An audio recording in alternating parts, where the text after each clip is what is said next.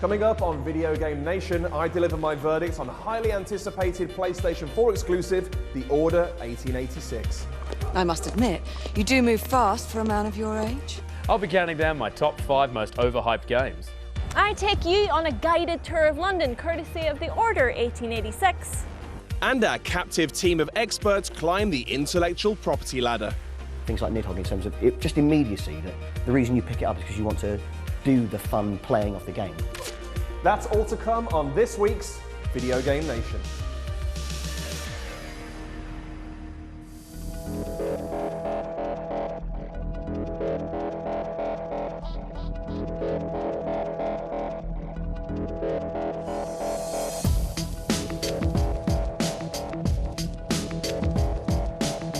As you're funneled down the grimy side streets of the Order's alternative vision of Victorian London, one of your accomplices moans, "Who built this town? Dead ends everywhere." Whether this was intentionally self-referential or not, it's an accurate summary of this meticulously constructed theme park ride of a game. The Order 1886 is the first original game from longtime Sony collaborators Ready at Dawn, previously responsible for a string of impressive PSP titles including Daxter and God of War Chains of Olympus. 5 years in the making and looking every bit the showcase for PlayStation 4's considerable technical muscle, it's a game that unashamedly opts for style over substance. The poorly explained premise is that the Knights of the Round Table are still very much alive and kicking, only now they're armed with gadgets and weapons designed by Nikola Tesla, and they occasionally fight werewolves. Why are there werewolves? Who knows? What's stranger than the unexplained presence of werewolves and other classic monsters is the fact that they barely factor into the plot. Much of the Order is concerned with an uprising of distinctly human rebels who are initially positioned as a terrorist threat, but, surprise surprise, aren't. For a game with such obvious cinematic pretensions, it's alarming just how predictable everything is. The true villains of the piece might as well have evil flashing above their heads in neon, and the flimsy resolution is either the setup for a sequel that might never come, or worse, DLC that should have been on the disc in the first place. What The Order lacks in compelling storytelling, it makes up for in sheer visual splendor. It might take its cues from The Evil Within by occupying a third of the screen with black borders to achieve it, but there's still no faulting Ready at Dawn's proficiency with a digital paintbrush. From the gorgeously lit vistas to the exquisite detailing on your uniform, it's clear that a lot of love and attention has been lavished on every little detail. It's matched by some wonderful sound design that gives a pleasing punch to every shot fired and a satisfying clack to each step made on the impeccably rendered parquet flooring. Sadly, the effort made to keep everything as impeccable as the Knights themselves means that the player is afforded few liberties. The only aspects of the game that represent any sort of challenge are its cover shooting and stealth sections, both of which could be considered rudimentary at best, insultingly basic at worst. Cover shooting isn't without its thrills, thanks largely to some of the more imaginative weapons on offer, such as the enemy-igniting thermite rifle and electrifying arc induction lance. However, you can survive most battles simply by staying in the same spot and popping up whenever it's safe. And if things ever get too hairy, you can deploy the time-slowing black sight and wish you were playing Red Dead Redemption instead. It's hardly a ringing endorsement for a subgenre that, ironically, has come under a lot of fire over the years. Well, I quite like cover shooting because I'm rubbish at shooters anyway, so just hiding is ideal. For me, the ideal shooting game would be where you just hide behind like a sort of sideboard for 12 hours and just everybody else does all the shooting, all the action plays out in front of you. That sounds quite relaxing. If it's a great game like The Last of Us or Uncharted, cover shooting's wonderful, isn't it? I mean, you have all the brilliance of getting to tactically move around the environment, getting to sort of pop out, shoot, get across to enemies, get them in hand to hand. It's quite riveting to go between those stages. But then equally, sometimes with cover shooters, you just feel like, well, this is just a shooting gallery. You know, you walk into a room and you see that it's full of a bunch of chest-high walls and you go, oh, I know what's going to happen in here. We've hidden behind every kind of crate and barrel that is known to man, and we're hopefully going to see new kinds of shooting. Maybe like shooting from bushes. Maybe bush shooting should be the next kind of means of killing enemies and shooters. While there are moments where you must leap between rooftops and shimmy along guttering, there's no real room for failure, unless of course you just refuse to do it. But even then, the game is content to wait patiently for you to trigger the next scene, no matter the supposed urgency of the situation. And what of the game's controversial dependence on QuickTime events? Well, if you're a fan of 1983's Dragon's Lair, you're going to be delighted. Whether you're pressing, mashing, or holding a button, you'll still have a hand free to suppress your yawns. It's a real shame that Ready at Dawn didn't seek inspiration from other PlayStation exclusives like Heavy Rain and Beyond Two Souls, which at least deploy QTEs with a modicum of creativity. I think the reason why people hate QuickTime events is because when you're a gamer and you've got all these different controls and you feel incredibly powerful and dexterous and you're doing all these really, really cool things and look at me doing all these cool things. And then suddenly when you do like a QTE, you are starkly reminded of the fact that you are literally just pressing buttons at the right time. It's like the simplification of everything else that you were doing, and suddenly you realise that I'm just pressing some buttons, I'm not actually that cool. QTEs, branching events, they can call them what they want, but it's basically still just test your reflexes while we show you a cool video we pre-rendered. Like, even to this day, if you handed me an Xbox controller, put a gun to my head, I probably can't tell you which one is the A button. Admitting you use QuickTime events is like admitting you use like a self-tanning lotion, or you go and have a spray tan once in a while. No one wants to say that. Oh no, I've augmented my skin colour. The Order 1886 is far from a disaster. While it's almost completely devoid of surprises, it still manages to deliver its short tale of a blindingly obvious conspiracy with such gloss and competence that it's impossible not to be impressed by it on a purely artistic level. However, I can't in good conscience recommend it until it's at least the same price as the films it's so keen to emulate. So The Order is something of a letdown, at least as far as I'm concerned, but it's certainly not alone. Gaming's history is littered with overhyped titles that fail to live up to their potential. Here's John Robertson with 5 of the best. Worst. Best worst. Yeah. Hello, television friends. High def, high five, hype. When a new game comes out, the publisher's marketing team are summoned from their home on the island of hyperbole and told, hey, sell this game like it's the second coming of Jesus Christ and the Son of God is having a party with Elvis Presley, world peace and a cure for cold sores. This is the notorious follow-up to Doom from game designer John Romero, whose long hair and tight pants, an insanely successful game about going to hell with a shotgun, made him the bad boy of 1990s game design, which is kinda like winning a prize for having the world's prettiest tumour.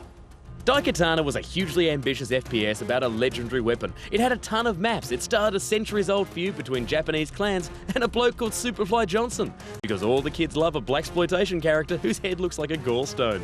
It was meant to change everything, but it's mostly remembered for its ludicrously aggressive advertising campaign. John Romero's about to make you his What word could that be?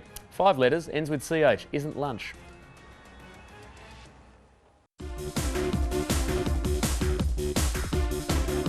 Over a decade before the Wii changed the way we thought about arm spasms, Nintendo released a sinister device that was tested on humans and beloved by nobody.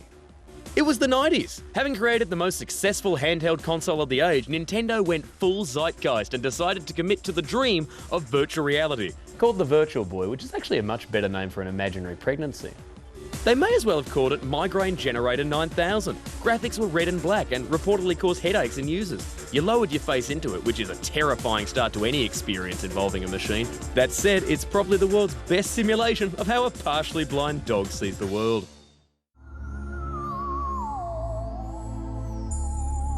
Star Trek fans very rarely get good video games. In fact, we very rarely get good movies because we very rarely got a good TV show. We mostly subsist on the idea that our hobby is sometimes occasionally alright, like a Burning Man being happy that he's not entirely on fire. So when Interplay announced this thing in 1997, my pals and me were ridiculously excited. Look at these cutscenes. Facial scans have been made of the original cast. The graphics are cutting edge for the late 90s. The storyline was written by DC Fontana, actual writer of good Star Trek, and magazine ads assured us that these weren't just cutscenes. This is what the characters would look like in the game. It was everything we'd ever wanted, and we quivered like wet puppies and gave each other high fives with the live long and prosper hand. I'm married. And then the project was cancelled.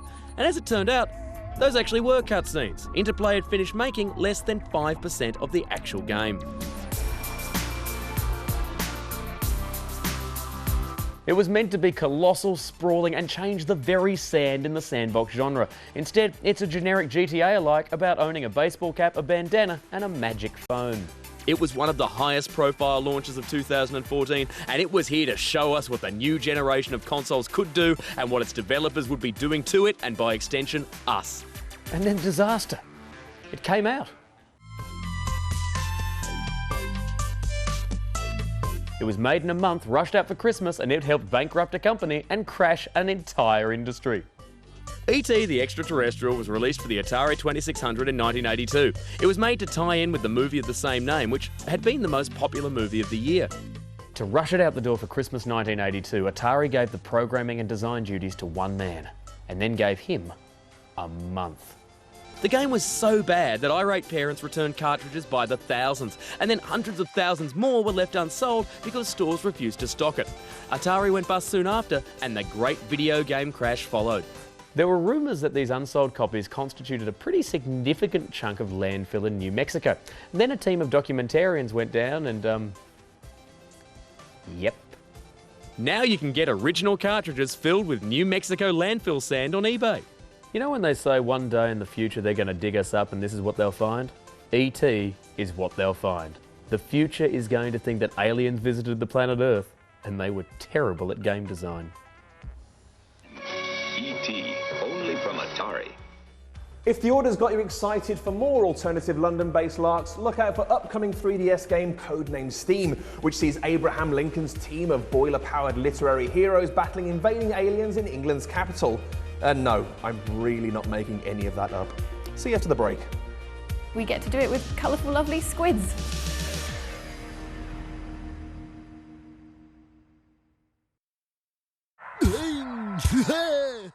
Bullet Debenhams.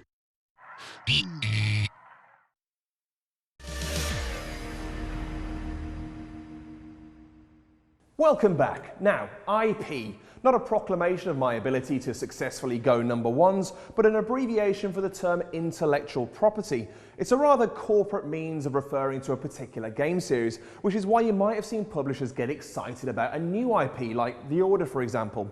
Watch now as our experts discuss why a new IP is often seen as a cause for celebration.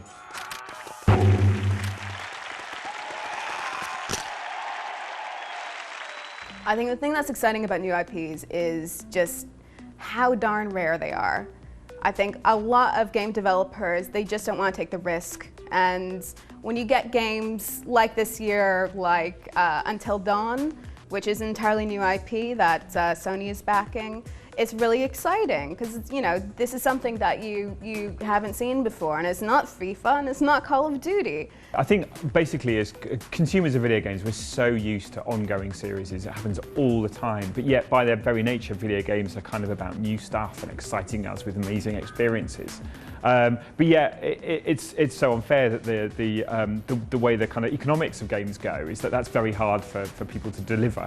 So when it does happen, it is very exciting because we do want new experiences. We do want to be amazed, especially when we bought a new console. I think the fact that it is just a breath of fresh air, like we do get the same series being released over and over and over again. Like even this year, the games that I'm most excited for are going to be things like Metal Gear Solid and Uncharted and things like Zelda, which, you know, we do see being released constantly and can get a little bit, not necessarily boring, but we just get used to the same old. So I think when a developer announces a brand new game, it really, you know, it's a risk, it's exciting. And especially the idea that this game might be the start of a series that goes on and on, and we'll be there at the beginning to see it in its roots, is quite exciting for a gamer. It's actually rarer to see something original, which I think in games means that when these original ideas come around, they're really exciting because you don't know what's going to happen. They might not follow the same rules that you're used to. You might actually get to see something different. So I think games cost so much money to make, millions and millions, that the AAA developers aren't willing to take many risks on new IPs. So when they do, they're rare things. I don't necessarily how good the actual game will be, but in terms of what it's doing kind of transmedia-wise, obviously you've got Quantum Break, so you've got this mix of like a TV show and a game, and I think that's interesting about maybe kind of blurring those lines between the two entertainment mediums. I don't know how good it's going to be. It might be all right, I don't really know. But I'm interested like where it might kind of push things next. Obviously No Man's Sky, that I think really was a point last year where everyone just kind of really opened their eyes up and was suddenly like completely, I don't know, like we're all like super into the fact that indie's becoming bigger and better because it means that people are thinking about games in different ways, like worlds and how you interact and all of this stuff. It's all up for grabs. You can do whatever you want. I mean, there have been so many, and I mean, it's obviously the reason why so many new ideas come from indie developers is because it's two people operating out of their bedrooms, and they can take the creative risks that big publishing companies can't. And so these are naturally like hotbeds of new ideas. Like one of the most interesting, obviously, of the last sort of 3 or 4 years is the whole idea of experiential game design. The fact that games don't have to be about running along a corridor shooting stuff, they can just be about experiencing an environment. Yeah, Nidhogg was great. It just reminded you how satisfying and immediate gameplay it could be. It stripped away everything unessential. I think definitely a lot of the bigger AAA games could learn a lot from things like Nidhogg in terms of just immediacy. That the reason you pick it up is because you want to do the fun playing of the game. I quite like the indie developers who are sort of looking for new angles on old favourites, really. So, you know, speaking of point and click, there's a game called Nelly Cootalot that's in development, which is a point and click game made by an indie developer, Alistair Beckett-King, who is also a stand-up comedian. And I've worked with him. He's a big fan of the Monkey Island games. And I think that is going to be a really funny, fresh game, even though it's based on an old and quite an antiquated genre. And I think it's great that within indie gaming, you know, developers have scope to do that kind of thing. I think the new IP I'm looking forward to the most is got to be No Man's Sky, even though I'm very reserved about whether or not it will be as great as it looks. Visually, audibly, it's amazing. We already know that. The question is it going to have enough gameplay behind its veneer to actually be worth investing lots of time into? So as a fan of Myst, obviously The Witness, Jonathan Blow's new one, that should be interesting. I wonder if I'll get quite as ragey as I did with Myst, because that was, wow, that brought out a side of me. I enjoyed the game, you know, but yeah, there's something about that that doesn't really blend so well with Julia, but never mind. I am really excited for No Man's Sky. I think that looks stunning, and the idea of just exploring this sci-fi sort of never-ending universe just sounds so mesmerizing. And I'm also really excited for Splatoon from Nintendo. So we get a nice little spin on a third-person shooter, and we get to do it with colourful, lovely squids. So I think it looks great. Understood. Are you joining us? I have a small matter to attend to. I'll find you afterwards. En route now. Got it out. So it seems that overall the Order 1886 hasn't gone down all that well. It's a bit of a shame, but I can't say it was entirely unexpected. Its story and gameplay might have faltered, but one area you really can't fault the Order in is how pretty it looks. Gun barrels, mustaches, fancy jackets, more mustaches. It all looks rather wonderful, and the game really wants you to soak it all in. The real standout star of the show, though, is the Order's beautifully detailed, utterly meticulous recreation of London.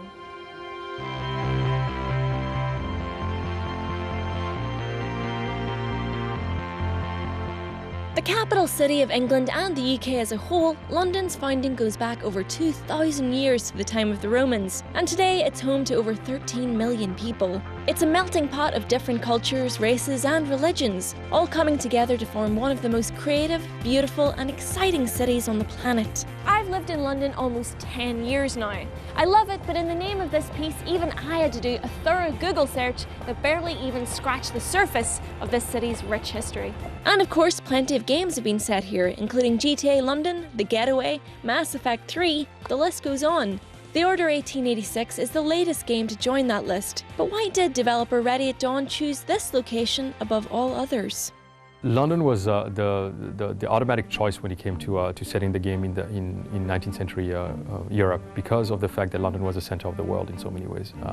You had the monarchy ruling basically over an empire that basically spanned the whole world, finance, enterprise, entrepreneurship, migration, all of this was actually really based around London. Everything passed through London, and it felt like the right place actually to do this. And also the storyline, of course, being set in that era and having its roots in the Legends of Arthur, we needed to actually set this game inside England, and more specifically inside London.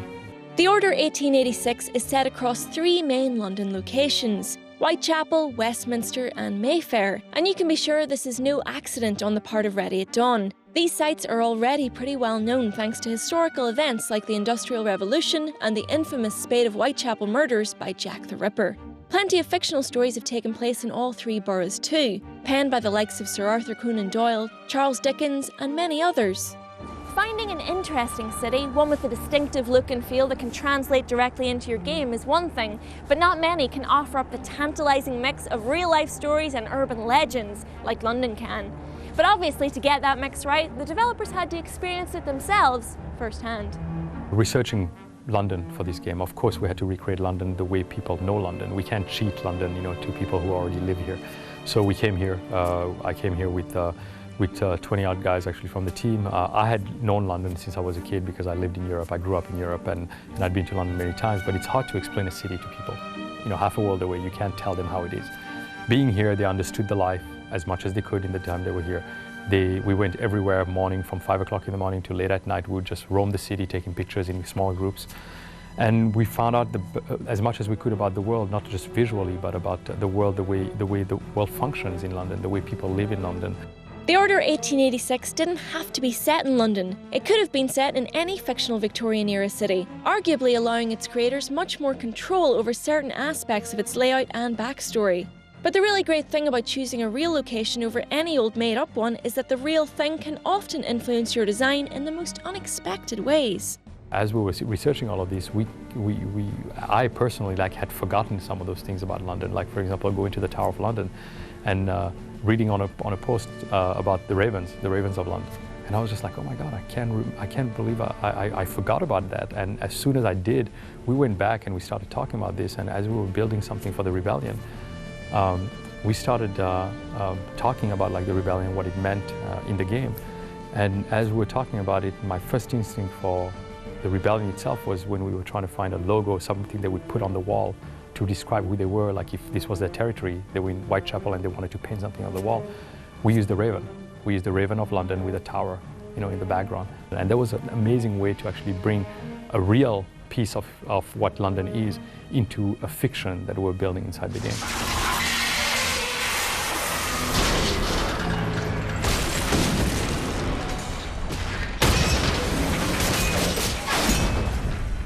The Order 1886 might not be London's first in-game recreation, but it's certainly its prettiest.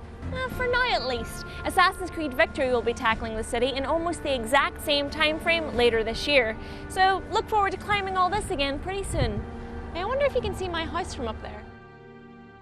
So the Order wasn't for me, but is it for you? Leave your thoughts on the official Video Game Nation Facebook page and like it while you're there. Tweet using the hashtag VGN, or just whisper into the ear of a friendly neighborhood fox. Don't worry, it'll get to me. We use Technique. Damn. Don't worry, it'll get to me. See you next week.